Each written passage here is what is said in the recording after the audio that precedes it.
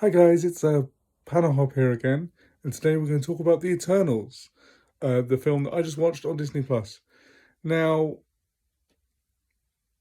obviously, for a long time, people would talk after this came out. People were talking about, or well, a long time internet terms anyway. People were talking about this being the worst of the MCU movies. It's not. It's not.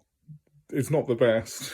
Uh, what it is for me is like a 2020 decade version of the first Thor film. So it has, you know, these kind of far out elements that you have to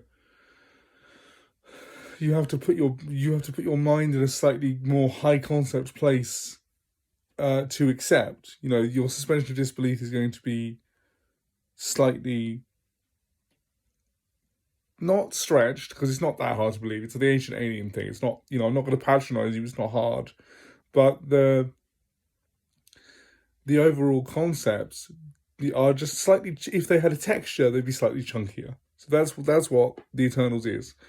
But it does definitely have problems, but it's not the worst one. So the problems are that there's obviously too many characters for them to all have equal screen time, for them to equally be characterized and be invested in a single film. You know, the Avengers has half as many main characters and took individual films to characterize them before putting them all on screen together. This feels more like they did Avengers first.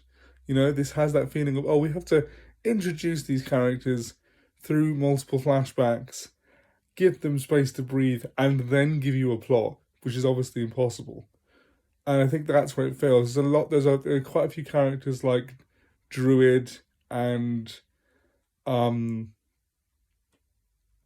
forget Camille Nanjiani's character name, who don't really get much time. They get characterization, obviously, but they don't get much time to feel fleshed out.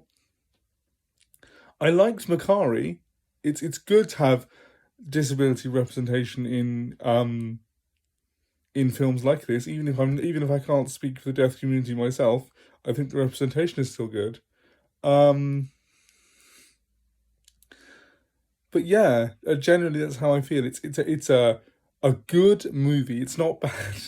Don't let a tomato meter thing fool you. It's not a bad film. It's a good film that just doesn't have the space to breathe.